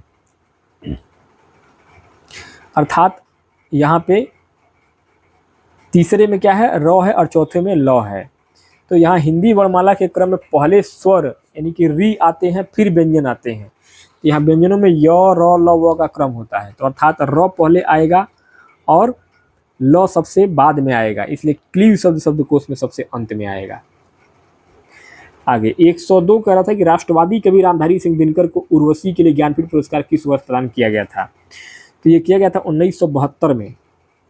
1972 में हिंदी साहित्य के ओजस्वी राष्ट्र कवि रामधारी सिंह दिनकर जी को उनके प्रसिद्ध महाकाव्य उर्वशी के लिए सन 1972 में साहित्य का सर्वोच्च सम्मान ज्ञानपीठ पुरस्कार दिया गया था। 103 कह रहा है कि एक बार कही बात को दोहराते रहना वाक्यांश के लिए एक शब्द क्या होगा? ये होता है आपका पिष्ट पेषण, ऑप्शन नंबर आपका सी। पिष्ट पेषण मतलब क्या होता है? यह बहुत ही उच्च स्तरीय हिंदी का शब्द है। पिष्ट का अर्थ होता है पीसा हुआ, और पेषण का अर्थ होता है पीसना, यानी अर्थात पीसे हुए को फिर से पीसना। तो इसका लाक्षणिक रूप से इसका अर्थ होता है कही हुई बात को ही बार बार दोहराना। यहाँ पे आपका ऑप्शन नंबर सी पिष्ट पेषण करेक्ट हो जाएगा। आगे 104 कह रहा है, बुंदेले हरबोलों के मुंह हमने सुनी कहानी थी, खूब लड़ी मर्दानी वह तो झांसी वाली रानी थी। हम लोगों ने बचपन में बहुत पढ़ा है इस पंक्ति को। प्रस्तुत पंक्तियों के रचयिता कौन है? तो इस पंक्ति के रचयिता हैं सुभद्रा कुमारी चौहान, ऑप्शन नंबर आपका बी यहाँ करेक्ट हो जाएगा, क्योंकि ये भारतीय साहित्य की सबसे ओजस्वी और प्रसिद्ध पंक्तियां हैं जो झांसी की रानी नामक कविता से ली गई है, और इसकी रचयिता राष्ट्र प्रेम और वीर रस की महान कवित्री सुभद्रा कुमारी चौहान की है। सुभद्रा कुमारी चौहान जी की एक और कविता वीरों का कैसा हो बसंत, ये भी परीक्षाओं में बहुत पूछा जाता है। ठीक है, तो ऑप्शन नंबर बी आपका सुभद्रा कुमारी चौहान करेक्ट हो जाएगा। 105 कह रहा था, घनानंद को किस युग का कवि माना जाता है? तो घनानंद को माना जाता है रीतिकाल का, ऑप्शन नंबर आपका सी करेक्ट हो जाएगा। घनानंद रीतिकाल की रीतिमुक्त काव्यधारा के सर्वश्रेष्ठ कवि माने जाते हैं। रीतिकाल को 3 भागों में बांटा गया था, रीतिबद्ध, रीति सिद्ध और रीतिमुक्त। घनानंद ने दरबार की परवाह किए बिना अपनी प्रेमिका सुजान के वियोग में स्वच्छंद कविताएं लिखी, और इसलिए इन्हें प्रेम की पीर का कवि कहा जाता है घनानंद को। आगे 106 कह रहा था कि दाता शब्द का स्त्रीलिंग शब्द क्या होगा? दात्री होता है, ऑप्शन नंबर सी से हो जाएगा। संस्कृत और हिंदी व्याकरण का नियम ये कहता है कि जिन पुल्लिंग शब्दों के अंत में ता आता है उनका स्त्रीलिंग बनाते समय ता को हम त्री में बदल देते हैं। जैसे कि विधाता का क्या हो जाएगा? विधात्री। नेता का क्या हो जाएगा? नेत्री। अभिनेता का अभिनेत्री। दाता का दात्री। 107 कवितावली के रचनाकार हैं। कवितावली के रचनाकार कौन है? तुलसीदास, ऑप्शन नंबर सी आपका करेक्ट हो जाएंगे। कवितावली गोस्वामी तुलसीदास जी के द्वारा रचित एक अत्यंत प्रसिद्ध ग्रंथ है और इसकी रचना ब्रजभाषा में हुई थी। 108 हिंदी प्रदीप पत्रिका का संपादन किया गया है किसके द्वारा? बालकृष्ण भट्ट, ऑप्शन नंबर आपका बी करेक्ट हो जाएगा, बालकृष्ण भट्ट के द्वारा। हिंदी प्रदीप भारतेंदु युग की एक प्रमुख मासिक पत्रिका थी और इसका संपादन बालकृष्ण भट्ट जी ने 1877 में इलाहाबाद प्रयागराज से किया था। आगे 109 कह रहा है कि आगे कुआं पीछे खाई का अर्थ क्या है? इसका मतलब होता है दोनों ओर मुसीबत, ऑप्शन नंबर आपका सी से हो जाएगा। यह एक अत्यंत प्रचलित मुहावरा है जिसका अर्थ होता है इसका मुहावरा मतलब अर्थ होता है कि व्यक्ति ऐसी स्थिति में डिलेमा में फंस गया है कि जहां से वह किसी भी तरफ जाए तो उसे संकट या मुसीबत का ही सामना करना पड़ेगा। 110 प्रकाशन वर्ष की दृष्टि से डॉक्टर हरिवंश राय बच्चन की रचनाओं का सही अनुक्रम क्या होगा? तो प्रकाशन के हिसाब से देखेंगे तो आपका ऑप्शन नंबर ए मधुशाला जो आया था ये आपका 1935 में, मधुबाला आया था 1936 में, मधुकलश आया था आपका 1937 में और निशा निमंत्रण आया था आपका 1938 में। ऑप्शन नंबर ए आपका करेक्ट हो जाएगा। 111 घोंसले में चिड़िया है में कौन सा कारक है? तो यहाँ हो जाएगा आपका अधिकरण कारक, ऑप्शन नंबर सी से हो जाएगा। जिस भी शब्द से क्रिया के आधार का बोध होता है वहाँ अधिकरण कारक होता है। इसके परसर्ग यानी कारक चिन्ह में हमेशा या तो आपका में होगा या फिर पर होगा। आगे 112 कह रहा है कि नाक रगड़ना का क्या अर्थ है? नाक रगड़ना का मतलब होता है दीनता पूर्वक प्रार्थना करना, यानी किसी के सामने गिड़गिड़ाना, माफी मांगना या बहुत ही लाचारी और दीनता के साथ विनती करना। 113 चिंतामणि किसका निबंध संग्रह है? चिंतामणि जो है आचार्य रामचंद्र शुक्ल का निबंध संग्रह है। हिंदी साहित्य का सबसे प्रमाणिक निबंध संग्रह है जिसके 4 भाग होते हैं। ठीक है, 4 भागों में बांटे थे इसको।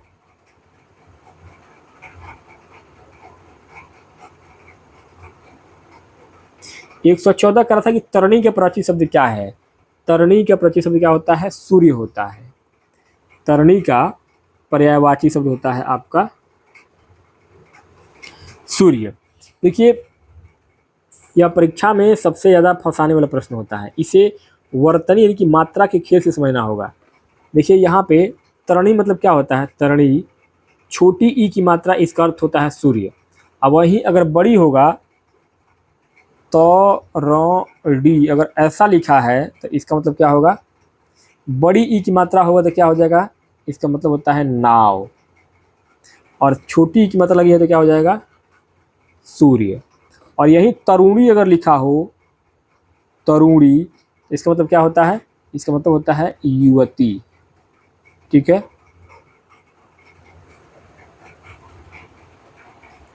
ये नाव है, नाव, नाम नहीं है, नाव है। आगे 115 कह रहा है कि रीत का विलोम क्या है? रीत का विलोम होता है आपका अनृत। ऑप्शन में आपका बी करेक्ट हो जाएगा। अनृत होता है क्योंकि रीत एक संस्कृत का शब्द है जिसका अर्थ होता है सत्य यानी कि ट्रूथ या संसार का अटल नियम। इसका विलोम अनृत होता है जिसका अर्थ होता है झूठ या असत्य। झूठ या असत्य अनृत का मतलब होता है। 116 व्याकरण की दृष्टि से कौन सा शब्द अशुद्ध है, यानी कि व्याकरण की दृष्टि से कौन सा शब्द गलत है? तो यह आपका विरहणी। विरहणी नहीं बिरहिणी होता है। विरह, देखिए विरह वियोग शब्द में इन्हीं प्रत्यय लगा करके इसका स्त्रीलिंग रूप बनता है जो शुद्ध रूप में लिखा आता है आपका ऐसे विरहिणी,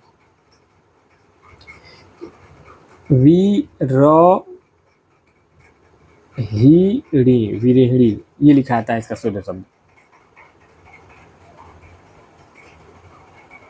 आगे 117 निम्न में से किस शब्द की वर्तनी सही है? तो वर्तनी सही है आपका अनुगृहित। ऑप्शन नंबर ए का जो है बिल्कुल सही है। ये आपका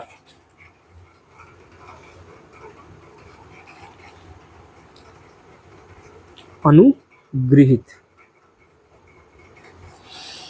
ठीक है, देखिए यह वर्तनी शुद्धि का सदाबहार प्रश्न है। मूल शब्द अनुग्रह यानी कृपा होता है जिसमें र जो है वो पदेन का प्रयोग होता है, किंतु जब इसमें इत प्रत्यय जुड़ता है तो र बदल करके री यानी कि क्री वाला हो जाता है और ह पर बड़ी ई की मात्रा लग जाती है तो इसे अनुगृहित कहते हैं। अनु धन गृह धन हित बराबर अनुगृहित। आगे 118 कह रहा था कि निम्नलिखित में से मौखिक अभिव्यक्ति का रूप है।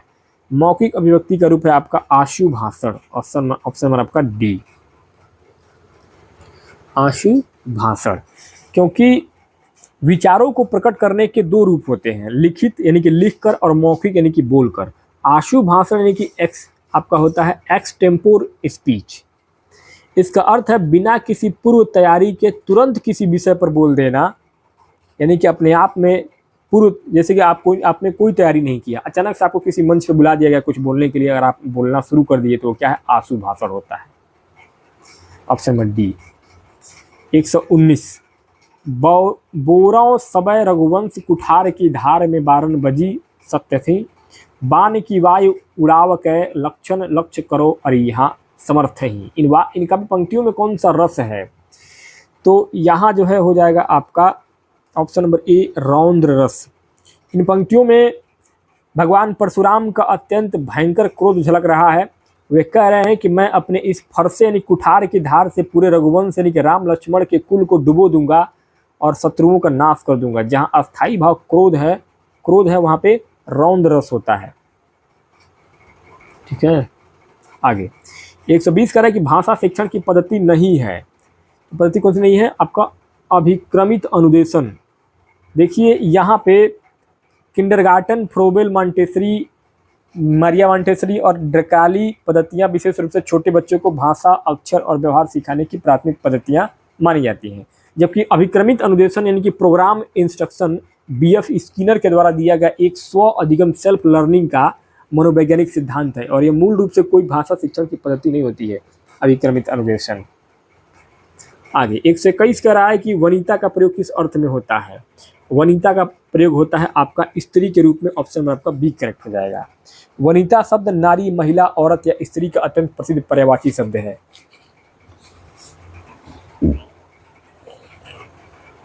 आगे 122 कह रहा था कि महोर्मी का संधि विच्छेद क्या होगा? महोर्मी का संधि विच्छेद होता है आपका महाधन उर्मी। Option number B. यह गुण संधि का बहुत ही महत्वपूर्ण उदाहरण है। महा में इसमें आ, महा में आ और उर्मी में आपका ये वाला उ,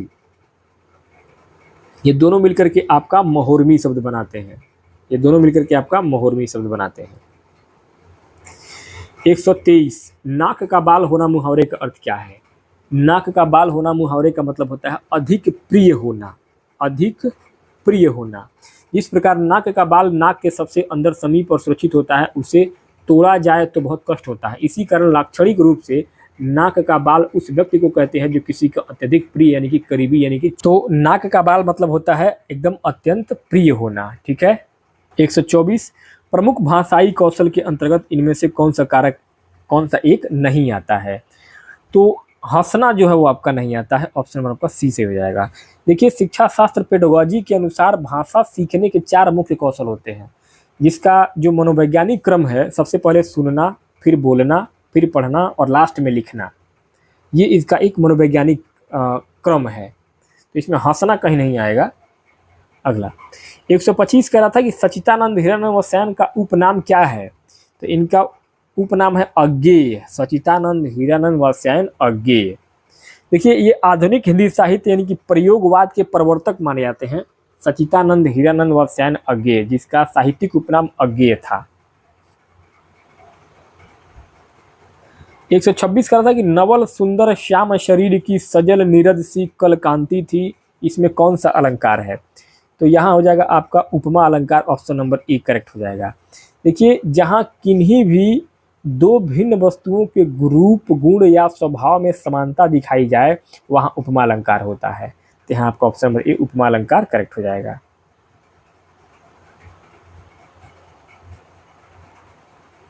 127 आचरण की सभ्यता किसका निबंध है? तो ये निबंध है सरदार पूर्ण सिंह का। Option number B. आचरण की सभ्यता द्विवेदी युग के अत्यंत प्रसिद्ध और श्रेष्ठ निबंधकार सरदार पूर्ण सिंह जी का निबंध है। सरदार पूर्ण सिंह जी ने अपने जीवन में केवल 6 निबंध लिखे थे और हिंदी साहित्य में अमर हो गए। उनके अन्य 2 निबंध जो परीक्षा में सबसे ज़्यादा आते हैं, उन्हें भी आपको नोट कर लेना चाहिए। एक आता है आपका मजदूरी और प्रेम, मजदूरी और प्रेम, और एक परीक्षा में इनका पूछता है सच्ची वीरता। सच्ची वीरता ये आपके लगातार परीक्षा में आते हैं। आचरण की सभ्यता तो आपका पूछता ही है। 128 कह रहा था कि अंधेर नगरी के लेखक कौन है? अंधेर नगरी जो है आपका भारतेंदु हरिश्चंद्र जी की रचना है। अंधेर नगरी चौपट राजा यह हिंदी का सबसे प्रसिद्ध और व्यंग्यात्मक नाटक है, जिसे आधुनिक हिंदी गद्य के पितामह कहे जाने वाले भारतेंदु हरिश्चंद्र ने 1881 में मात्र 1 रात में इस निबंध को लिखा था, अंधेर नगरी को। आगे 129 था इनमें से कौन सा शब्द तद्भव है? तो तद्भव है ये आपका भंवरा। ऑप्शन नंबर आपका डी भंवरा। देखिए भंवरा एक तद्भव यानी कि हिंदी का बिगड़ा हुआ शब्द है।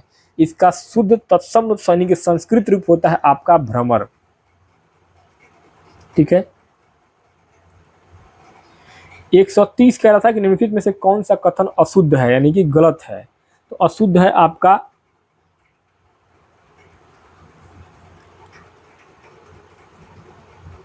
Option number B, अपकर्ष।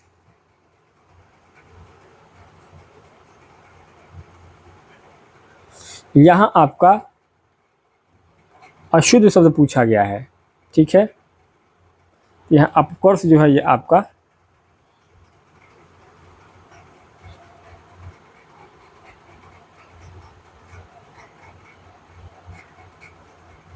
अशुद्ध शब्द हो जाएगा। आगे 131 करता है कि निम्नलिखित विकल्पों में से किस विकल्प में विशेषण का निर्देश अशुद्ध है। तो यहाँ आपका ऑप्शन नंबर डी, वह नौकर, यानी कि कोई विशेषण नहीं। देखिए विकल्प डी का यह कथन पूरी तरीके से अशुद्ध है, इसमें कोई विशेषण नहीं है, क्योंकि यहाँ जो है जब कोई सर्वनाम जैसे कि वह, यह, कोई किसी संज्ञा जैसे कि नौकर से ठीक पहले आकर उसकी ओर संकेत करे तो वह सर्वनाम न रह करके सार्वनामिक विशेषण हो जाता है। यानी कि वह नौकर में वह क्या है, एक सार्वनामिक विशेषण है। 132 कह रहा है कि अन्या से अनन्या आत्मकथा किसकी है। ये प्रभा खेतान की रचना है, अन्या से अनन्या। अन्या से अनन्या 2007 में आया था। 2007 में अन्या से अनन्या हिंदी की प्रसिद्ध लेखिका और नारीवादी विचारक प्रभा खेतान जी की एक बहुत चर्चित आत्मकथा, ऑटोबायोग्राफी था। 133 था कि पवन का संधि विच्छेद क्या है। पवन का संधि विच्छेद होता है पो धन अन, पो धन अन। यह अयाधी संधि का क्लासिकल उदाहरण है। अयाधी संधि का नियम जो है, जब ओ के बाद कोई भिन्न स्वर जैसे कि ओ के बाद अगर अ आता है तो ओ जो है बदल करके अव हो जाता है। ओ जो है वो बदल करके आपका क्या हो जाएगा, अव हो जाएगा।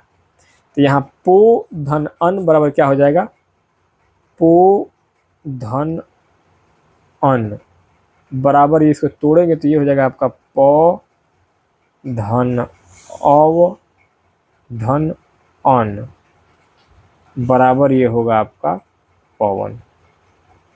आगे 134 है, अति सधो स्नेह को मारग है किसकी पंक्ति है। तो ये है आपका घनानंद की रचना है। अति सुधो स्नेह को मारग है, घनानंद की रचना है।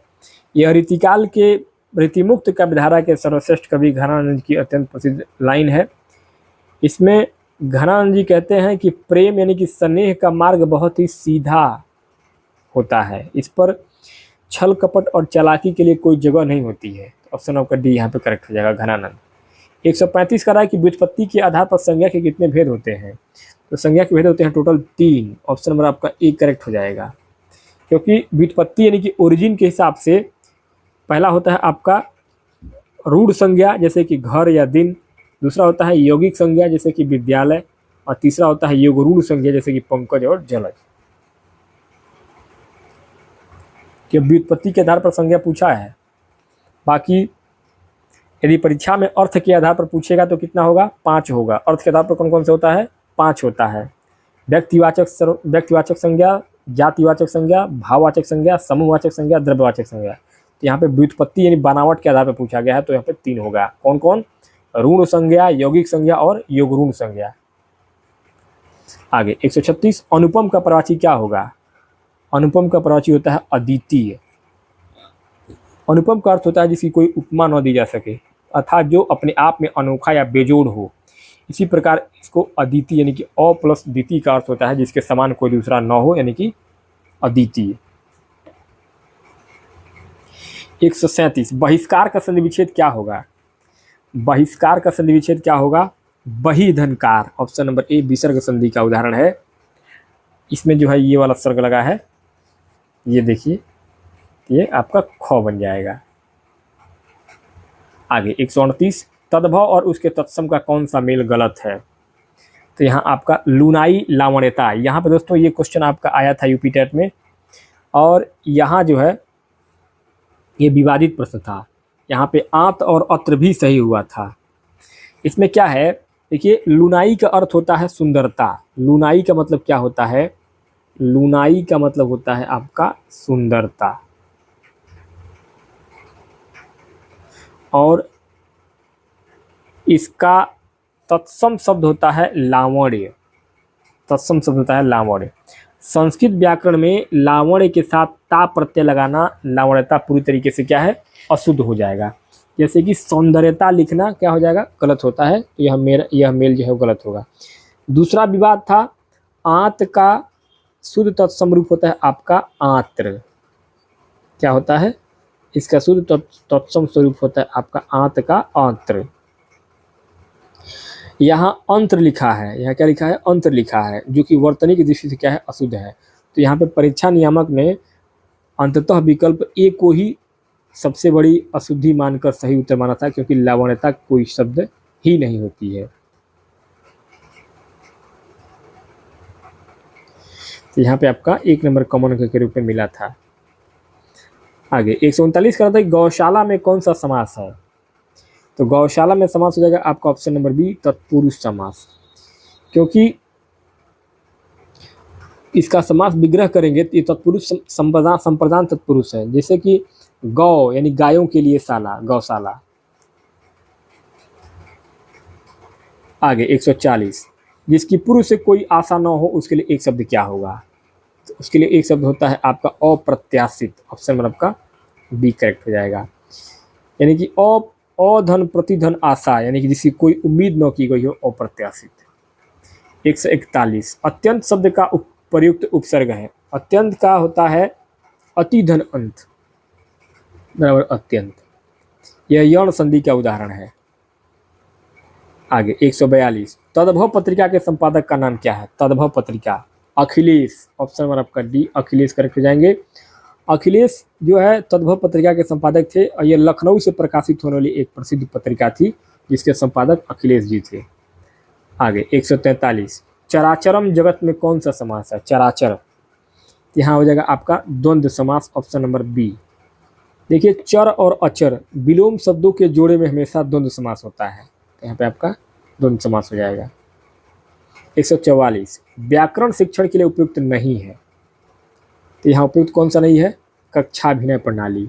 कौन सा, कक्षाभिनय प्रणाली। ऑप्शन नंबर आपका डी। देखिए, कक्षाभिनय यानी कि रोल प्ले का प्रयोग नाटकों या कहानियों के लिए होता है। व्याकरण के नियम सिखाने के लिए आगमन और निगमन विधि की प्रयोग होती है। ठीक है, नेक्स्ट आगे अगला 145 का रहा था कि काहेरी नलिनी तू कुम्हिलानी तेरे ही नाली सरोवर पानी, पंक्ति के रचनाकार कौन है। तो यहाँ हो जाएगा आपका ऑप्शन नंबर सी, कबीरदास जी, क्योंकि ये निर्गुण काव्यधारा के सर्वश्रेष्ठ कवि कबीरदास जी की अत्यंत रहस्यवादी और दार्शनिक पंक्तियाँ थी। इसमें जो है आध्यात्मिक अर्थ जो है अगर देखेंगे तो यहाँ नलिनी का मतलब होता है कमलिनी, इसका मतलब होता है मनुष्य की आत्मा, और सरोवर का पानी का अर्थ है परमात्मा। यानी कबीरदास जी कहते हैं कि हे आत्मा, तू क्यों मुरझा रही है, यानी कि दुखी है, तेरा जुड़ाव तो सीधे परमात्मा यानी कि पानी से है। आगे 146 का रहा है कि बुद्धिहीन शब्द व्याकरण की दृष्टि से किस संवर्ग में है। तो ये होता है आपका विशेषण में। ऑप्शन में आपका सी से हो जाएगा। देखिए, जो शब्द किसी संज्ञा या सर्वनाम की विशेषता, गुण या दोष बताते हैं उन्हें विशेषण कहते हैं। बुद्धिहीन होना व्यक्ति का एक गुण या दोष है।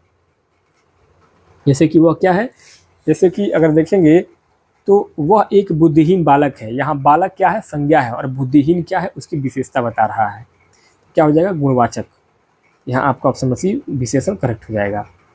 147 का है कि समास का अर्थ क्या होता है। समास का अर्थ होता है संक्षेप। ऑप्शन नंबर ए, संक्षेप आपका करेक्ट हो जाएगा। समास का मतलब होता है सम धन आस। सम धन आस, इसका शाब्दिक अर्थ होता है यानी कि पास बिठाना या छोटा करना, यानी कि शॉर्ट करना।